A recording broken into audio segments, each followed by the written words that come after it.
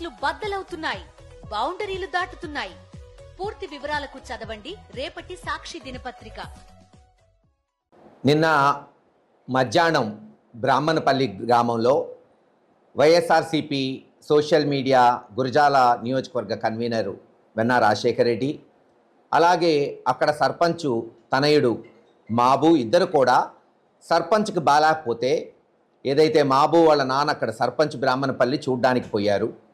ఈ social media వాళ్ళు వచ్చారని కొంతమంది తెలుగుదేశంలోని అల్లరి మూక వాళ్ళ మీద దాడి చేయబోయారు. అది అందరు వీడియోలు బహిర్గతంగా చూసాం. వాళ్ళను వాళ్ళు రక్షించుకోవడానికి ఇంట్లో గడేసుకొని తలుపులు వేసుకొని ఇంట్లోపలుంటే అప్పుడు వెంటనే నేను ఎస్పీ గారి దృష్టికి తీసుకెళ్తే ఎస్పీ గారు తక్షణమే స్పందించి సిఐల్ని అక్కడికి పంపించాడు. గొడవ లేకుండా చూస్తానని హామీ ఇవ్వటం జరిగింది. అక్కడ పిడుగురాళ్ల సిఐ కూడా నాకు మాట ఇచ్చి వాళ్ళని గొడవ లేకుండా చేస్తాం సార్, వాళ్ళ మీద ఎటువంటి కేసులు లేవని స్పష్టంగా చెప్పడం జరిగింది. కానీ పోలీసులు వాళ్ళని వ్యాన్లో ఎక్కించుకొని నిన్న మధ్యాహ్నం 2 గంటలకి మరి ఎక్కడి నుంచి ఫోన్ కాల్స్ వచ్చినాయో అందరికీ తెలుసు, తెలుగుదేశం నాయకుల దగ్గర నుంచి గురజాల పోలీస్ స్టేషన్ తీసుకెళ్ళి అక్రమంగా నిర్బంధించి వాళ్ళని గురజాల సిఐ భాస్కర్ రావు ఇష్టం వచ్చినట్టు చిత్రహింసలు పెట్టి ఫిజికల్గా అబ్యూజ్ చేసి కొట్టి వాళ్ళ కాళ్ళ మీద తొక్కి వాళ్ళని లాఠీలతో కొట్టి చిత్రహింసలు చేశారు.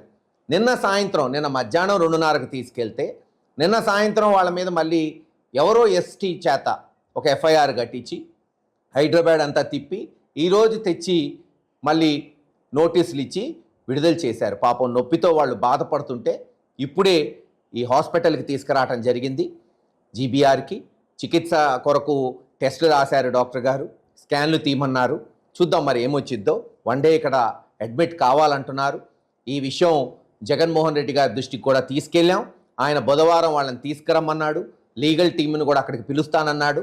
లాయర్స్ అందరినీ, ఏదైతే వైఎస్ఆర్సీపీ లీగల్ టీం ఉందో వాళ్ళతో చర్చించి ఎవరైతే అక్రమంగా ఈ సోషల్ మీడియా వాళ్ళని కొట్టారో, సిఐ భాస్కర్ రావు ఇతర పోలీసు ఎవరైతే దాంట్లో పాలు పంచుకున్నారో మరి వాళ్ళ మీద ఎటువంటి చర్యలు ఉంటాయో జగన్మోహన్ రెడ్డి గారు ఆ లాయర్స్తో డిస్కస్ చేస్తానని చెప్పారు. అంతేకాదు ఇంకా అన్యాయం ఏంటంటే ఈ సోషల్ మీడియా వాళ్ళని బెదిరించటం. మీరు కనుక మేము కొట్టామని చెప్తే మీ మీద గంజాయి కేసు పెడతాం, రేప్ కేసు పెడతాం, మర్డర్ కేసు పెడతాం. ఒకటే చెప్తున్నా పోలీస్ వారికి, ఏ ప్రభుత్వం శాశ్వతం కాదు. మీరేదో అనుకుంటున్నారేమో, ఈ ప్రభుత్వం వచ్చింది ఓ 10 ఏళ్ళు 20 ఏళ్ళు ఉంటుందండి. 5 ఏళ్లే ఏ ప్రభుత్వానికి ఇచ్చినా టైము. జగన్మోహన్ రెడ్డి గారు మళ్ళీ ఖచ్చితంగా వస్తాడు, గుర్తుపెట్టుకోండి. ఆ రోజున మీరు ఎన్ని కేసులు పెడితే అన్నిటికీ 10 రెట్లు కేసులు ఏ ప్రభుత్వం అయినా పెట్టచ్చు. కేసులు పెట్టడం పెద్ద తెలియని విద్యేం కాదు. ఆలోచించుకోండి. మీకు అధికారం ఇచ్చింది, మీరు పదవిలో ఉన్నది ఈ రోజున మరి హాయిగా ప్రశాంతమైన వాతావరణం సృష్టించడానికి పోలీసు వారికి. మీరు ఉద్యోగాల్లో ఉంది, చేయండి. ఎస్, నిజంగా ఎవరన్నా వైఎస్ఆర్సీపీ నాయకులు తప్పు చేశారు, గొడవలు పెట్టుకున్నారు, లేదా ఎక్కడన్నా అఘాయిత్యాలు చేశారు, చట్టపరంగా చర్యలు తీసుకోండి, ఎవరు కాపాడం. కానీ అమాయకుల్ని, అన్యాయంగా యువకుల్ని తీసుకెళ్ళి బెదిరిస్తామంటే బెదిరిపోయే పార్టీ కాదు వైఎస్ఆర్సీపీ, జగన్మోహన్ రెడ్డి గారు. ఇంతకన్నా ఎక్కువే చూసిన నాయకుడు. ఆయన నాయకత్వంలో పనిచేస్తున్నాం. అందరం ఖచ్చితంగా అందరం ప్రతిఘటిస్తాం. ప్రజాస్వామ్య పద్ధతిలో మేము అవసరమైతే రోడ్డు మీదకి వస్తాం, కోర్టులకు పోయి కేసులు వేస్తాం. ఏదైనా సరే అన్యాయం జరిగితే ఉపేక్షించేదే లేదని మరొకసారి తెలియజేస్తున్నాం. రేపు బుధవారం తప్పకుండా వీళ్ళని జగన్మోహన్ రెడ్డి గారి దగ్గరికి తీసుకెళ్ళటం జరుగుతుంది.